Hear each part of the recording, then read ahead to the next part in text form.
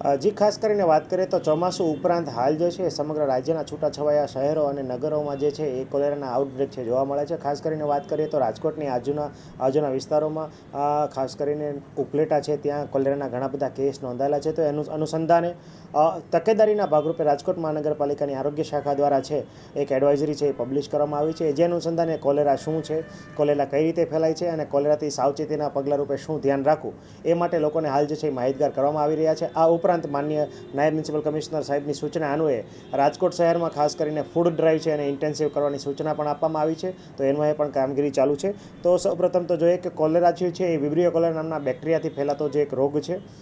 Cholera જે છે એના જંતુ છે, ખાસ કરીને વાત કરીએ તો મળમાર્ગ મારફત છે દર્દીમાંથી નિકાલ પામે છે અને ખોરાક અને પાણી મારફતે શરીરમાં પ્રવેશતા હોય છે. ત્યારબાદ છે અતિસાર એટલે કે ઝાડા ઉલટી સાથે સાથે શરીરમાંથી પાણી ઘટી જવું અને કારણે થતા લક્ષણો છે ખાસ કરીને જોવા મળતા હોય છે. તો એનાથી બચવા માટે ઘણી વખત કોલેરા છે શરીરમાંથી અતિસાર એટલે કે ખૂબ જ મબલક પ્રમાણમાં પાણીના વ્યયને કારણે, ડિહાઇડ્રેશનને કારણે ઘણી વખત છે એ મોત પણ નિભજતું હોય છે દર્દીનું. તો આ અનુસંધાને વ્યક્તિએ છે એ શું સાવધાની રાખવી? તો વિબ્રિયો કોલેરા જે કોલેરાનો રોગ છે એ ફેલાવતા જે જંતુઓ એટલે કે બેક્ટેરિયાઓ છે એ મોટા ભાગે છે એ ખોરાક અને પાણી દ્વારા છે એ શરીરમાં દાખલ થાય છે.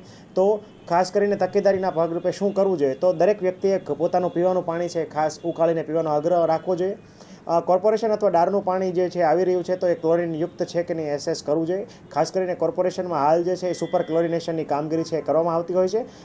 આપના ઘરે આવતા નળના પાણીમાં પણ આપને ક્લોરિનની સ્મેલ પણ આવતી હશે અથવા સહેજ પાણી પીળાશ પડતું પણ ઘણી વખત લાગતું હોય, જે ક્લોરિનની ઉપસ્થિતિ માલુમ કરે છે. આ ઉપરાંત ક્લોરિનનો ટેસ્ટ પણ છે આપણે આવતો હોય.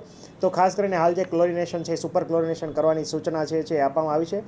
ઉપરાંત જોવા જઈએ તો લોકોએ શું તકેદારી રાખવી જોઈએ? તો બહારના ઠંડા પીણા છે એ ઉપરાંત છે બહારનો ખોરાક છે, વાસી ખોરાક છે ખાવાનો આગ્રહ છે બિલકુલ રાખવો જોઈએ નહીં, અથવા આ જે બહારનો ખોરાક છે એનો લેવાનો આગ્રહ છે એ ટાળવો જોઈએ. આ ઉપરાંત છે ખાસ કરીને વાત કરીએ તો બરફના ગોલા છે, આઈસ્ક્રીમ છે, ઠંડા જ્યુસ છે, ઠંડા પીણા જે છે કે જેની અંદર પાણીના કન્ટામિનેશન અથવા જે ખાસ કરીને વાત કરીએ તો જે ફોમેટ્સ એટલે કે જે ફિંગર દ્વારા અથવા જે ફિસીસ એટલે કે ખાસ કરીને મળ દ્વારા જે ફેલાવાની શક્યતા વધારે હોય છે, તો મળ સાથે કોઈ કન્ટામિનેશન અથવા પાણીમાં ભેળસેળ થયેલી વસ્તુ આપણને જણાય તો એ પીવા અથવા ખાવાનો આગ્રહ છે એ રાખવો જોઈએ નહીં. જો આપને કોઈ પણ ઝાડા ઉલટીના લક્ષણો જણાય તો નજીકના આરોગ્ય કેન્દ્ર પર છે એ તાત્કાલિક દવા લેવા જોઈએ. ઝાડા અને ઉલટીમાં જો આપણને દવા લેવાથી પણ ફેર ના પડે તો ઉપરના દાખલા તરીકે પીડીયુ કે પીકેચ હોસ્પિટલ છે એની તાત્કાલિક છે મુલાકાત લઈને હાઇડ્રેશનની કાર્યવાહી છે એ કરી શકાય છે. આ ઉપરાંત ORS અને ઝીંકનું દ્રાવણ પણ લેવું ખૂબ જ હિતાવહ છે. કોઈપણ વ્યક્તિને ઝાડા ઉલટી થાય તો વારંવાર છે પાણીનું સેવન છે એ કરવું જોઈએ. આ ઉપરાંત જેના ઘરે કિસ્સા નોંધાય એમણે ખાસ કરીને જાજરૂ ગયા પછી પોતાના હાથ છે સાબુથી વોશ કર્યા પછી જ તે પાણી અથવા અન્ય જગ્યા ખોરાકનો છે એ સેવન છે કરવું ખૂબ જ હિતાવહ છે. આ ઉપરાંત ઘણી વખત સી ફૂડ એટલે કે સમુદ્રીમાં થતા જે સી ફૂડ એટલે કે ફિશિસ અને અમુક જે જંક ફૂડ છે અથવા સી ફૂડ છે જે મળતા હોય છે તો એનો આગ્રહ છે ખાસ કરીને કોલેરાગ્રસ્ત વિસ્તાર તમારો ડિક્લેર થાય તો એ ખોરાક લેવાનું પણ ટાળવું જોઈએ.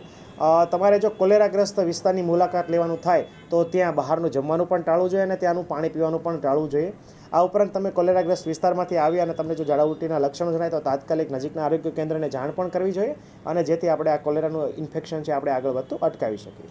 સાંજ સમાચાર ફેસબુક પેજને લાઇક કરો, વિડીયો શેર કરો અને વધુ વિગતવાર સમાચાર માટે sanssamachar.net વિઝિટ કરો.